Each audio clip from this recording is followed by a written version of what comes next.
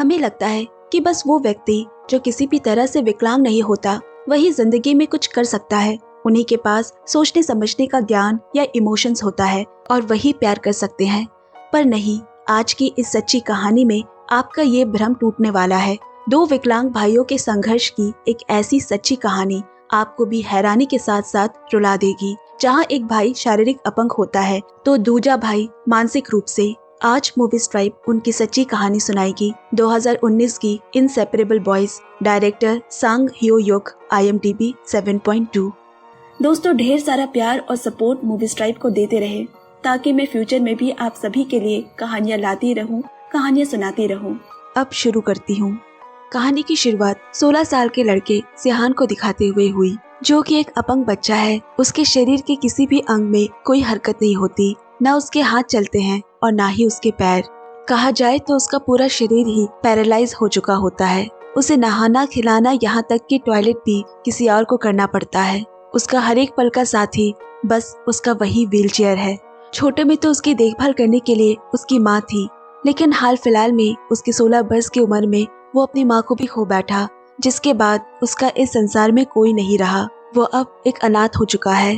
कहने को तो उसके एक अंकल है, लेकिन अंकल का सिहान से कोई खास रिश्ता नाता ना होने की वजह से सिहान की माँ की गुजर जाने के बाद उसने उसे एक संस्था में लाकर छोड़ दिया और कहा, सिहान, मैं तुम्हारे लिए बहुत कर चुका हूँ, अब और इससे ज्यादा मैं तुम्हारे लिए कुछ नहीं कर सकता। मेरा और तुम्हारा ये आखिरी बार मिलना है। और अंकल उसे थोड़े से पैसे देकर वहाँ से चले गए।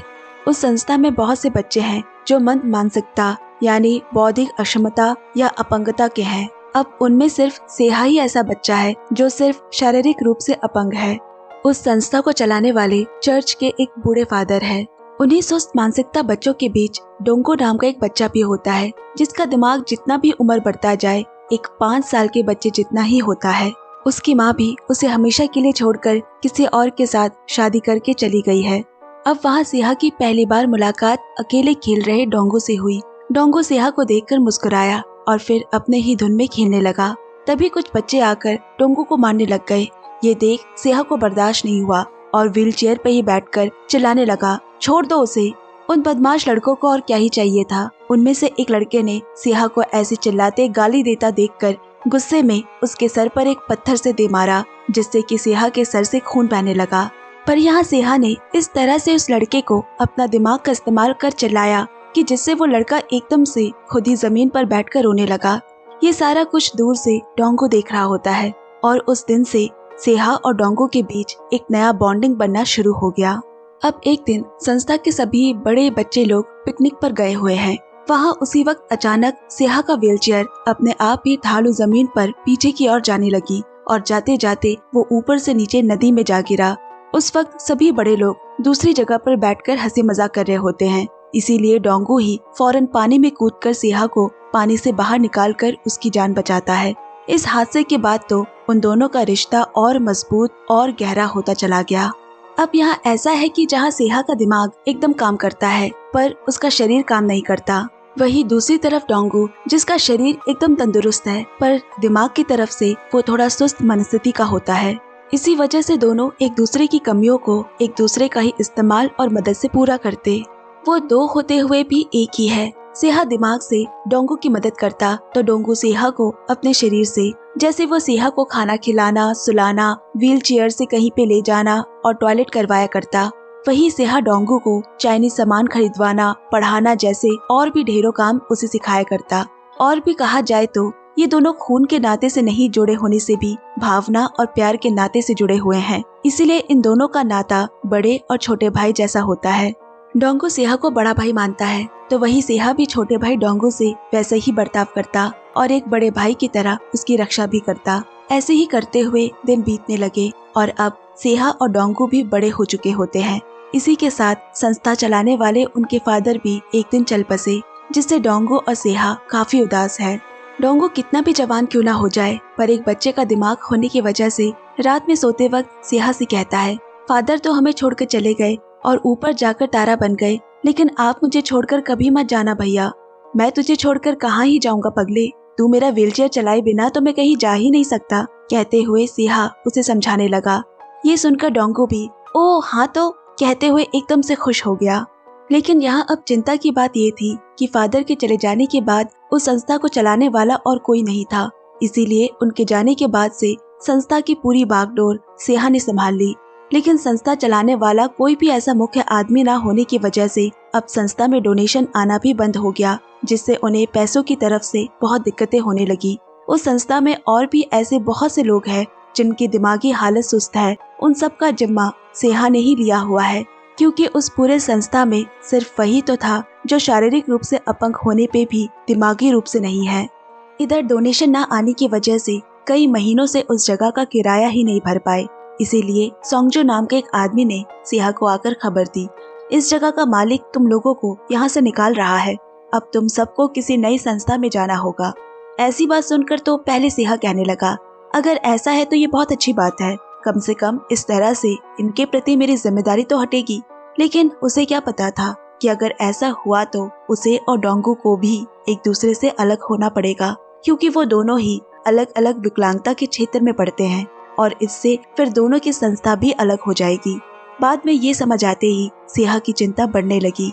तभी डोंगू सेहा के पास आकर उसे तैरने जाने के लिए बुलाने आया और दोनों स्विमिंग पूल की तरफ जाने लगे।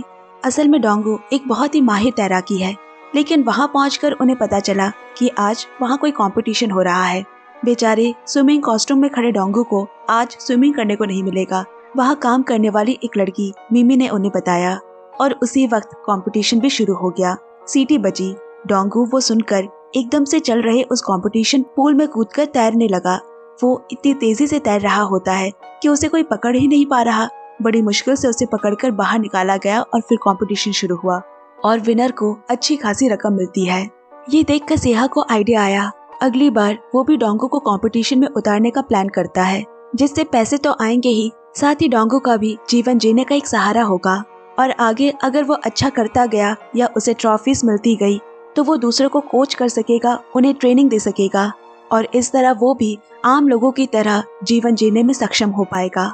डोंगू के भविष्य के बारे में ही विचार करके सेहा उसे अगले कंपटीशन में उतारने के लिए फॉर्म भरवाता है। अब अगले दिन सेहा उसी लड़की मिमी से मिलकर डोंगू को कंपटीशन के लिए ट्रेनिंग देने को कहता है, साथ ही ये भी कि उससे आने वाले पैसे हम आपस में बांट लेंगे। दरअसल ऐसी मनस्थिति वाले लोगों को सिखाना भी बहुत ही मुश्किल का काम है। यहाँ मिमी को भी पैसों की जरूरत होने की वजह से वो मान गई और अगले दिन से ही डोंगू की ट्रेनिंग शुरू हो गई। लेकिन उसे सिखाना काफी मुश्किल हो रहा है, क्योंकि दिमाग से तो वो 5 साल का बच्चा ही है। पर डोंगू भी अपनी तरफ से बहुत मेहनत करता है और कुछ दिनों बाद कंपटीशन का दिन भी आ गया। वहाँ सभी की नजरें डोंगू में ही गड़ी हुई है, क्योंकि दिव्यांग होने के बाद भी वो आम लोगों के साथ कंपटीशन कर रहा होता है। यहाँ तक कि न्यूज चैनल वाले भी उसकी न्यूज को कवर कर रहे हैं। अब कंपटीशन शुरू हुआ। डोंगू काफी अच्छा भी कर रहा होता है, लेकिन फिर वो अचानक कंपटीशन के बीच में ही खड़े होकर अपने चारों तरफ किसी को ढूंढने लगा और इस वजह से जीता हुआ मैच भी वो हार जाता है। लेकिन फिर भी उस रात उसके सभी दोस्तों ने मिलकर उसे हौसला देने के लिए एक पार्टी रखी, जहाँ सभी हंसी खुशी मस्ती से रात बिताते हैं। अब सोते वक्त सेहा ने डोंगू से पूछा, तुम बीच में ऐसे क्यों रुक गए थे? भैया मुझे डर लगने लगा था इसीलिए। डोंगू के कहने पर सेहा ने दोबारा पूछा, क्यों डर क्यों गए थे तुम?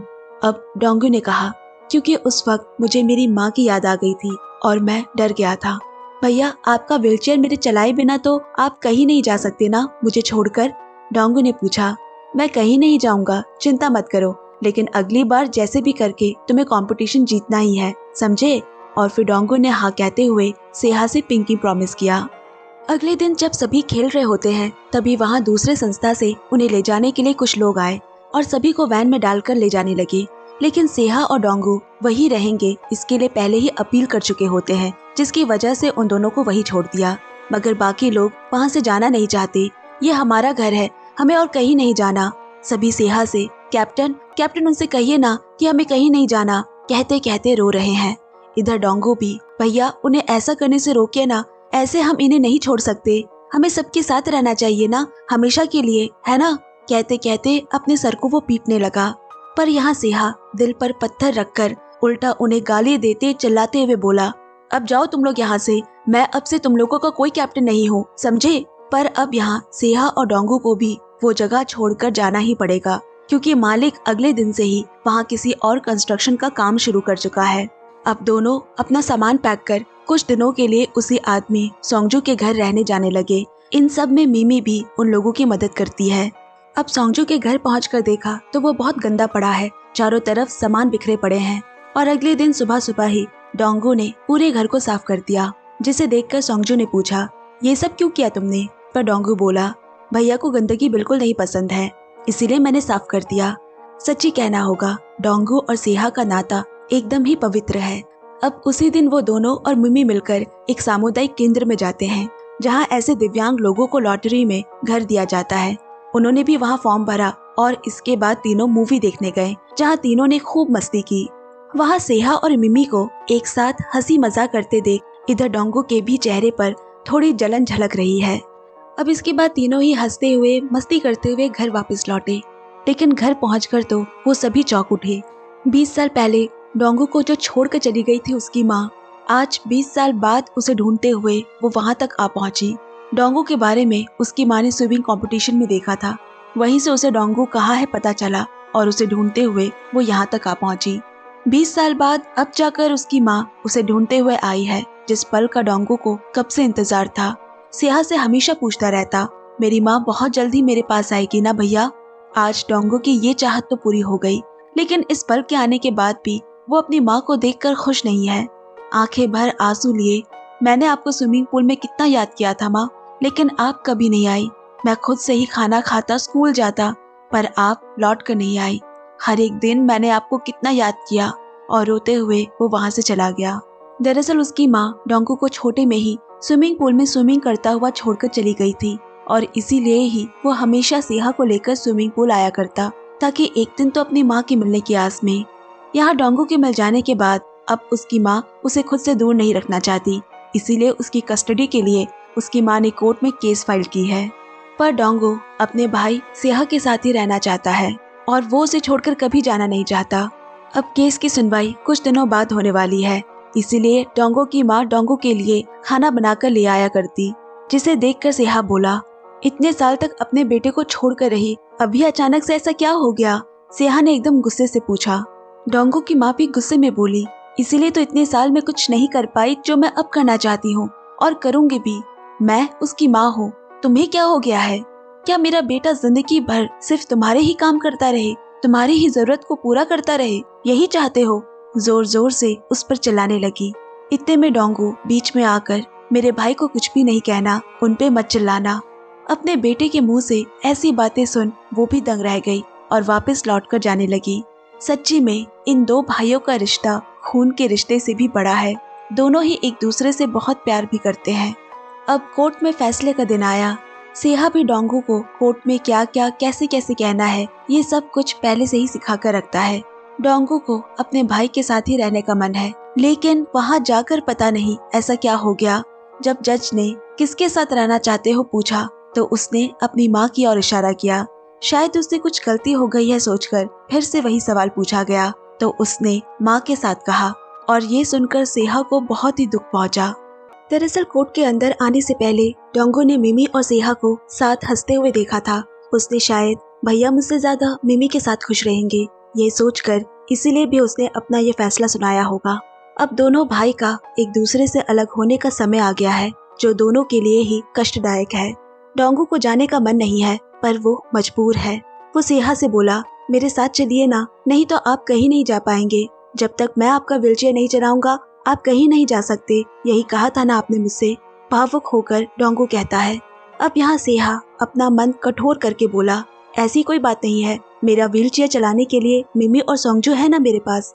ये सुन दुखी होकर अब डोंगो अपना टेबल वॉच मिमी को देता है, क्योंकि हर रात वो उसी घड़ी में अलार्म लगाकर सेहा को दूसरी तरफ घुमाया करता। पर अब उसकी जगह मिमी सेहा का ख्याल रखने वाली है, इसलिए डोंगो ने उसे मिमी को दे दिया। ये देखकर सेहा भी काफी भावुक हो उठा, पर वो अपने चेहरे पर अपने मन की पीड़ा को झलकने नहीं देता, मजबूत बने रहने की कोशिश करता है। यहाँ उसके घर में डोंगो को सभी बहुत प्यार करते हैं, उससे अच्छा बर्ताव भी करते हैं, लेकिन डोंगो को सेहा की आदत पड़ चुकी है, क्योंकि वो हमेशा से सेहा को खाना खिलाना, उसे सुलाना, उसके सारे कामों में मदद किया करता था, जिस वजह से वो अक्सर रात में सेहा को दूसरी तरफ पलटाने के लिए उठा करता। और ऊपर अपने भाई को ना देखकर वो बेचैन हो जाता। एक दिन मिमी डोंगो से मिलने आई है। डोंगो भी मिमी को देख बहुत ही खुश हो उठा। भैया कैसे है पूछने पर, हाँ वो भी अभी दूसरे संस्था में है और वो बिल्कुल ठीक है, और मैं भी अपने उसी पुराने अपार्टमेंट में लौट आई हूँ। मिमी के ये कहते ही डोंगो एकदम से, भैया तो बिल्कुल अकेले हो गए, वो अकेले खाना खाना, नहाना, टॉयलेट करने नहीं जा सकते। आपने कहा था ना कि आप भैया का हमेशा व्हीलचेयर चलाएंगे, पर मेरे भाई तो वहाँ अकेले हो गए हैं, भाई अकेले हो गए हैं। कहते हुए डोंगो अपना सर पीटने लगा और ये देखकर रेस्टोरेंट में काम कर रही उसकी माँ उसे शांत करने की कोशिश करने लगी और मिमी को उसने वहाँ से जाने को कह दिया। मिमी बाहर आकर तुरंत सेहा को फोन लगाती है और उसे सारी बात बताने लगी कि असल में डोंगो तुम्हारे साथ ही रहना चाहता था, पर पता नहीं उसके मन में कहाँ से कोई गलतफहमी आ गई कि मैं और तुम साथ में रहने वाले हैं, इसलिए कोर्ट में उसने अपना ऐसा फैसला सुनाया। अगले दिन रेस्टोरेंट में व्हीलचेयर देखकर डोंगो को सेहा की याद आ गई और फिर वो एकदम से बाहर निकला और सबसे पहले जहाँ वो रहता था उस जगह जाने लगा। बीच रास्ते तक पहुँचते पहुँचते वो रास्ता भूल बैठा और फिर एक जगह बैठकर इधर उधर देखते देखते उसे एक शॉपिंग ट्रॉली दिखा, जिसे वो व्हीलचेयर समझकर उसे अपने साथ चलाते चलाते आखिरकार वो अपने सबसे पहले रहने वाली जगह पर आ पहुंचा। लेकिन वहाँ तो सब कुछ टूट चुका था। वहाँ वो अपना बाहर फेंका हुआ कुछ सामान देखता है, जिसे देखकर उसे बहुत दुख हुआ। उन्हीं सामानों में उसने एक कैलेंडर को देखा जहाँ सेहा ने दूसरे स्विमिंग कंपटीशन के लिए एक मार्क बनाकर रखा था। उसे देखकर डोंगो काफी भावुक हो उठा। अब रात हो जाने की वजह से वो वही बाहर फेंके हुए बेड पर सो गया, जहाँ उसने खुद के चिपकाए हुए अपने और भैया की तस्वीर देखी, जिसे देखकर वो सेहा को याद कर जोर जोर से रोने लगा। सेहा शायद यहाँ होगा सोचकर वो उसे ढूंढता हुआ वहाँ तक आ पहुँचा था। दूसरी तरफ डोंगो की माँ उसके गुम हो जाने की चिंता में सेहा को फोन कर पूछने लगी कि क्या वो उसके साथ है या नहीं, पर सेहा को तो कुछ मालूम ही नहीं। डोंगो को ना तो गाड़ी में चढ़ना आता है, ना ही उसे फोन चलाना आता है, उसे तो कुछ पता ही नहीं है। आपको उसका अच्छे से ख्याल रखना चाहिए था ना, गुस्से में कहते हुए उसने फोन रख दिया। डोंगो की खबर सुनकर वो भी उदास हो गया, क्योंकि वो तो इतना लाचार है कि उसे ढूंढने भी नहीं जा सकता। लेकिन यहाँ डोंगो के लापता होने के कई समय बाद जब कोई खबर नहीं मिली, तो शायद वो अपने पुराने संस्था में गया होगा। उसकी माँ को उसने ये बात बताई। सुबह सुबह उसकी माँ जब वहाँ पहुंची तो उसने डोंगो को वही सोता हुआ पाया। रोते हुए उसने उसे गले से लगा लिया और अपने साथ घर ले आई। यहाँ सेहा का भी हाल डोंगो से जुदा नहीं है। वो उस नई संस्था में बिल्कुल भी खुश नहीं है। उसे भी डोंगो की हर पल याद सताती रहती है। असल में कहा जाए तो ये दोनों, सेहा और डोंगो, एक ही थे। एक शरीर है तो दूसरा आत्मा, और दोनों एक दूसरे के बिना अधूरे थे। अब उसी समय सेहा को लॉटरी में नया घर जीतने का मैसेज आया, लेकिन अब उसे उस घर की क्या ही जरूरत है। ऐसे ही दिन बीतने लगे। अब कुछ समय बाद उस संस्था में सेहा को आसानी हो इसलिए मुंह से चलने वाला व्हीलचेयर लाया गया। अब वो उस व्हीलचेयर को चलाना सीखने लगा और उसी दिन यहाँ डोंगो के स्विमिंग कंपटीशन का दिन है। लेकिन सेहा डोंगो से नाराज है और उसका कंपटीशन देखने वो नहीं आने वाला। ये बात उसने मिमी से उसे बताने के लिए कह दी। लेकिन बाहर से वो जितना भी सख्त क्यों ना हो, बाद में उसे अपने भाई डोंगो के कंपटीशन में जाने का मन करने पर वो वही मुंह से चलाने वाला व्हीलचेयर, जिसे उसे चलाना भी नहीं आता, उसे खुद से चलाते हुए कंपटीशन की जगह पर जाने लगा। उसे चलाने में बहुत मुश्किलें भी होती है। चलाते चलाते तो वो एक बड़े हादसा होने से बाल बाल बचा भी। यहाँ कंपटीशन शुरू हो चुका है, पर वहाँ अपने भैया सेहा को आसपास न देखकर डोंगो मुंह बिगाड़ने लगा। यहाँ व्हीलचेयर चलाते हुए सेहा अचानक बीच रास्ते में अपना बैलेंस खो जाने की वजह से व्हीलचेयर सहित जमीन पर जा गिरा, जिससे उसे काफी तेज चोट भी लगी। जैसे तैसे उसने मिमी को फोन लगाया। डोंगो की माँ को कहो कि वो फिनिशिंग लाइन में जाकर बैठे, तभी डोंगो ये कंपटीशन जीत सकता है, क्योंकि इतने साल से वो पूल में अपनी खो चुकी माँ को ही ढूंढता था। भावुक होते सेहा ने मिमी से कहा, मगर यहाँ डोंगो सेहा को वहां न देख पाने पर अपने सर पर खुद से ही मारने लगा। उसकी माँ उसे पूरा संभालने की कोशिश कर रही है। अब थोड़ी ही देर में कंपटीशन शुरू हुआ। डोंगो भी तैर रहा है, लेकिन वापस फिनिशिंग लाइन में आने के समय पहले की तरह एक बार फिर से बीच कंपटीशन में वो रुक गया और अपने आसपास देखने लगा। वहां उसे अपनी माँ तो दिखाई दी, मगर फिर भी वो वही खड़ा है। उसकी नजरें अब केवल सेहा को ढूंढ रही है और आखिरकार थोड़ी देर में उसी घायल अवस्था में सेहा वहां आ ही गया। उसे देखकर डोंगो ने फिर से तैरना शुरू कर दिया। सच कहा जाए तो उसने वो कंपटीशन सिर्फ सेहा के लिए ही किया होता है और अंत में वो फिनिशिंग लाइन तक पहुंचता है। ये देखकर सभी खुशी से तालियां बजाने लगे। उसने वो कंपटीशन तो जीता नहीं, लेकिन ये जीत उसके कंपटीशन की जीत से भी बड़ा मायने का था। इसके बाद वो सीधा सेहा के पास आया। भैया कहने के साथ ही उसकी आंखों से मोटे मोटे आंसू झड़ने लगे। यहाँ सेहा भी इतने दिनों बाद उसे देख रोने लगा। उसकी आंखों में आंसू देख डोंगो कभी अपना तो कभी सेहा का बारी बारी से आंसू पोंछता है। उनके इस पवित्र रिश्ते को देखकर वहाँ लगभग सभी लोगों की आंखों में आंसू आ गए। अब डोंगो अपने भैया का व्हीलचेयर पकड़कर खुशी खुशी आगे बढ़ने लगा। इसी के साथ हमें अतीत में कहानी के उस पहले सीन को दिखाया गया, जब सेहा ऊपर से नीचे पानी में व्हीलचेयर के साथ गिरा था। दरअसल सेहा ने जानबूझकर अपनी व्हीलचेयर को पानी की ओर ढकेला था, क्योंकि वहाँ वो सभी बच्चों को अपने परिवारों के साथ खुशी से समय बिताते हुए देखता है और वो ही बस वहाँ अकेला है। इसीलिए मन की पीड़ा उसे उठाई नहीं गई और रोते हुए उसने खुदकुशी करने की कोशिश की, ताकि वो अपनी उस जिंदगी से आज़ाद हो सके। और तब डोंगो ने उसे आकर बचा लिया। किनारे में उसे लाने के बाद वो बोला, भैया अब घर को चले क्या। उस दिन से वो दोनों एक दूसरे के परिवार बन बैठे। अब आज में डोंगो और सेहा एक बार फिर से साथ में रहने लगे। मिमी भी उनके साथ मिलती जुलती है। तीनों साथ खाना खाते और इसी हंसते खिलखिलाती हंसी के साथ ये कहानी भी यही समाप्त हो चली। सेहा और डोंगो दोनों के ही कमजोर होने पर भी ये दो कमजोर मिलकर खुद की ताकत बनते हैं और इनकी कहानी भी दुनिया के सामने एक मिसाल बनकर खड़ी हुई। इस खूबसूरत कहानी के साथ मुझे भी इजाजत दे। धन्यवाद दोस्तों। फिर मिलते हैं अगली कहानी के साथ। तब तक सुनते रहिए, सुनाते रहिए Movies Tribe. Take care friends, bye bye.